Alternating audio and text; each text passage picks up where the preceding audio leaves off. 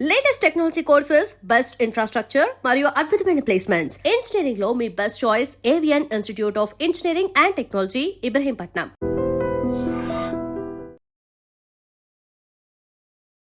నమస్కారం, welcome to I dream. ధర్మ మార్గం విత్ విజిత కార్యక్రమానికి స్వాగతం.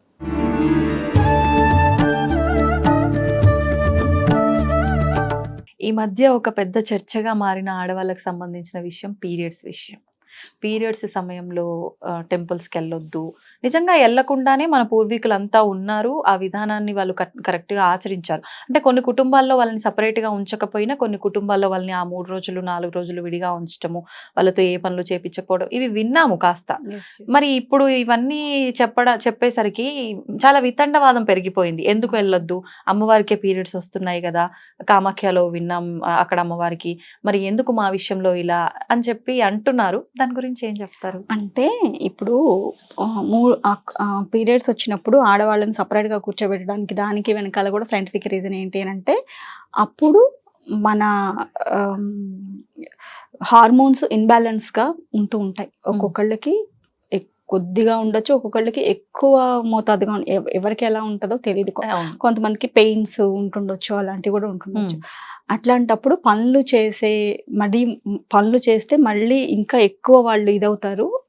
ఆ స్ట్రెస్ దీన్ని తట్టుకోలేక అందరి మీద చిరాకు పడతారు. ఇవన్నీ ఉంటాయి కాబట్టి అప్పట్లో జాయింట్ ఫ్యామిలీస్ ఉండేవి కాబట్టి చక్కగా వాళ్ళు చేసుకునేవాళ్ళు, వీళ్ళు రెస్ట్ తీసుకునేవాళ్ళు. ఎందుకంటే అప్పుడు కాస్త కూల్గా ఉండి వీళ్ళు సాత్వికాహారం తీసుకొని కాస్త ప్రశాంతంగా ఉంటే అది అయిన తర్వాత మళ్ళీ వాళ్ళ పనులు వాళ్ళకి చేసుకోవడానికి బాగుంటుంది అని చెప్పేసి అది దాని వెనకాల రీజన్.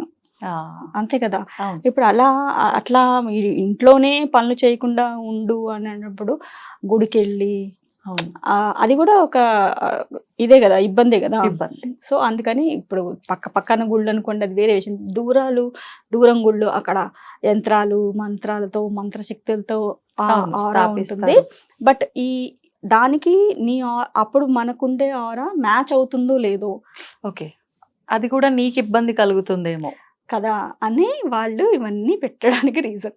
ఓకే, అది తెలుసుకోకుండా గుడికి ఎందుకు వెళ్ళకూడదు అప్పుడు అని భీష్మించు. మిగతా సమయంలో బాగా వెళ్తారు, ఇప్పుడే వెళ్ళలేదు వద్దన్నారు అని చెప్పి వితండవాదం కదండి కదా. అంటే సొసైటీ అంతా ఇలాగే తయారైపోయింది చాలా వరకు. అందుకే మీకు తెలియకపోతే తెలుసుకొని ఆచరించడానికి ప్రయత్నించండి. తెలుసుకోకుండా వితండవాదం చేయడం వల్ల మనకి వచ్చేది ఏమీ ఉండదు. మనమే లాస్ అవుతాం, అన్నిటికీ మనమే స్ట్రగుల్ అవ్వాల్సి వస్తుంది. అంతే. ఈ మధ్య అంటే అది రీసెంట్ ఓల్డ్లో తెలియదు కానీ నేను మీ రీల్స్ లో కాశీకి సంబంధించి మీ పిల్లలది ఒకటి recent 2 days back. Okay okay, ఏంటది నిజంగా జరిగింది? నిజంగా జరిగింది. ఓకే, వాళ్ళు మొన్న కాశీకి వెళ్ళారు వాళ్ళ ఫ్రెండ్స్ తో కలిసి. అక్కడ బాగా 42 degrees ఆఫ్ ఎండ ఉందంట. వాళ్ళు ఆ ఘాట్స్ అన్ని ఎక్స్ప్లోర్ చేయడానికి వెళ్తే అక్కడ హీట్ కూడా ఎక్కువ ఉంటుంది కదా ఘాట్స్ దగ్గర.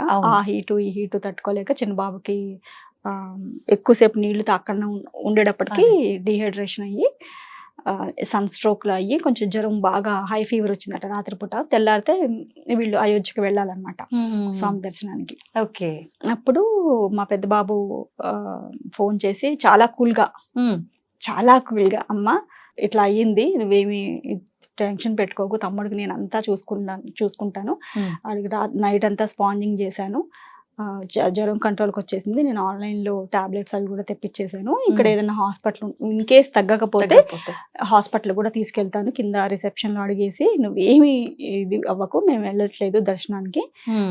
అంటే అప్డేట్ తెలుసుకుంటూ ఉంటాం కదా వెళ్ళారా లేదా అని, ముందే ఇంటిమేట్ చేసి నాకు ఇన్ఫర్మేషన్ పాస్ చేసి నేను తమ్ముడిని చూసుకుంటాను, నువ్వు ఏమీ బాధపడుకో అని చెప్పేసి వాడికి ఫుడ్ కూడా మంచి పెరుగన్నమని అదంతా తెప్పించి తనే ఎంత చూసుకొని ఒక్క రోజులో జ్వరం కంట్రోల్ అయ్యేలాగా చేశాడండి. నిజంగా మా పెద్ద బాబు నిజంగా అలా చూసే వాళ్ళము కాదో, నేను కొంచెం తల్లి ప్రేమ కదా ఇదే పోయి ఏడుపు వచ్చేసింది చాలా. నిజంగా కూడా మా పెద్ద బాబు ప్రెగ్నెంట్తో ఉన్నప్పుడు నేను ఎప్పుడు ఈవినింగ్ సుందరకాండ వినేదాన్ని దీపారాధన చేసుకొని. ఒక్కటే అనుకునేదాన్ని, నా పిల్లలు మంచి ధర్మబద్ధంగా ఉండేటువంటి పిల్లల్ని ఇవ్వు స్వామి అని ఆ రాములు వారిని కోరుకునేదాన్ని నేను. అట్లా నిజంగా అంటే వాడు ఎప్పుడన్నా ఇలా బొట్టు పెట్టుకొని అలా చేస్తే "అచ్చో, రాముడిలాగే ఉన్నవరా" అంటూ ఉంటాను అనమాట. నిజంగా అది జరిగింది. అది ఎందుకు మనం చేయకూడదు అని చేశాము. మా చిన్న బాబు నిజంగా ఎందుకో తెలీదు, చిన్నప్పటి నుంచి నాకు ఇంట్లో ఒక కృష్ణుడిది క్యాలెండర్ ఉండేది అనమాట. అట్లా బొద్దు బొద్దుగా అలానే ఉండేవాడు మా చిన్న బాబు చిన్నప్పుడు. ఓకే. సో వాడిని చూస్తే అలా కృష్ణుడిని చూసినట్టు, మా పెద్ద బాబుని చూస్తే అంటే తను ప్రశాంతంగా తన సిచ్యువేషన్స్ ని హ్యాండిల్ చేసే పద్ధతి అవన్నీ చూస్తే రాములు వారు ఎలాగా ఆయన అప్పట్లో ఉన్నారో అట్లా, అంటే అంత అని కంపారిజన్ కాదు కానీ తల్లి ప్రేమ తల్లి మనసు అలా అనిపిస్తుంది. అవునవును. మీరు మనం మాట్లాడిన ఈ కన్వర్జేషన్ లో 1-2 సామెతలు కూడా చెప్పారు, అంటే పెద్దవాళ్ళు చెప్తుంటే విన్నాము. అందుకే ఒకటి అడగాలనుకుంటున్నా. పుణ్యం కొద్ది పురుషులు, దానం కొద్ది బిడ్డలు అని చెప్పి పెద్దవాళ్ళు ఇది కూడా చెప్పేవారు. దాని గురించి మీకేం తెలుసు?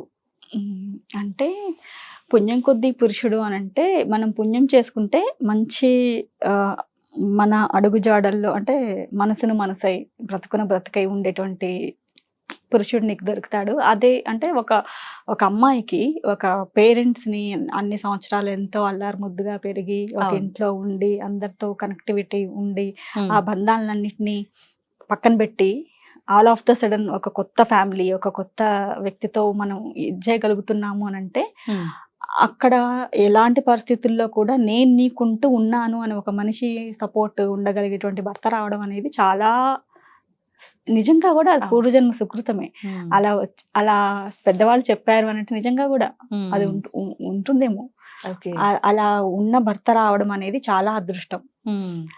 అట్లాగే భర్తతో పాటు పిల్లలు కూడా అలాంటి వాళ్ళే పుట్టారనుకోండి, లేదు అని అంటే ఎంతైనా పిల్లలు పుట్టిన తర్వాత కాస్త పిల్లల మీదే ఎక్కువ మనకి ప్రేమ అవన్నీ ఉంటుంటాయి కదా.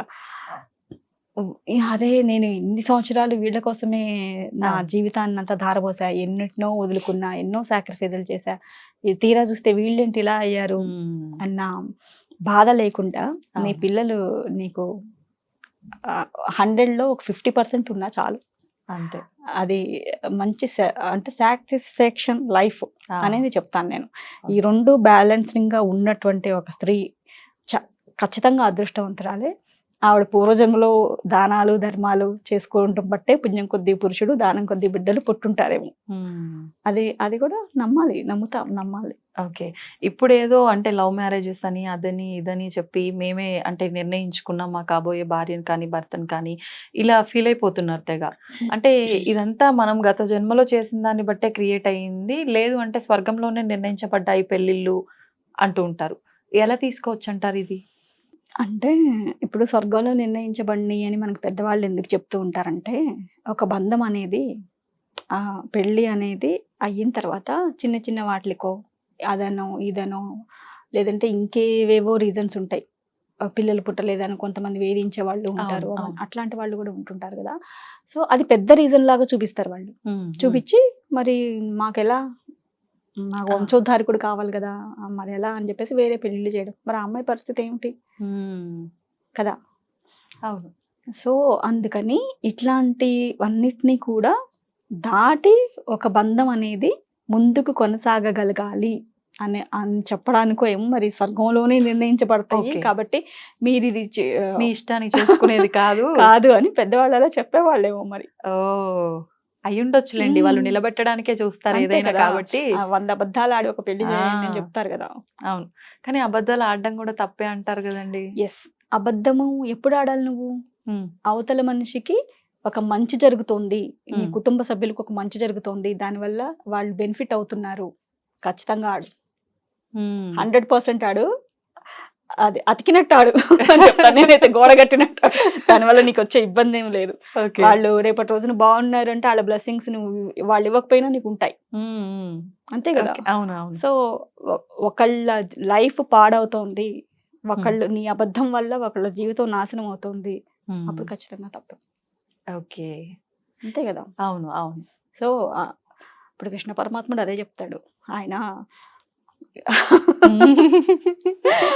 అబద్ధాలు అంటే ఆయన అంటారు ఆయన లీల. అవును, దాన్ని మనం అబద్ధం అని ఎలా అనుకుంటాము? సో ఆయన పాండవులకి ఏమేం చేయాలనుకున్నారో అవును.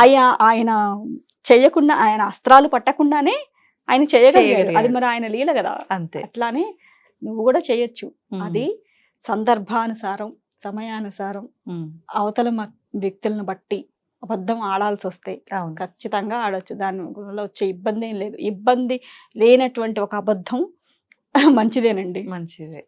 మంచి చేసే చెడు ఏదైనా కూడా చెడు కాదు, మంచే.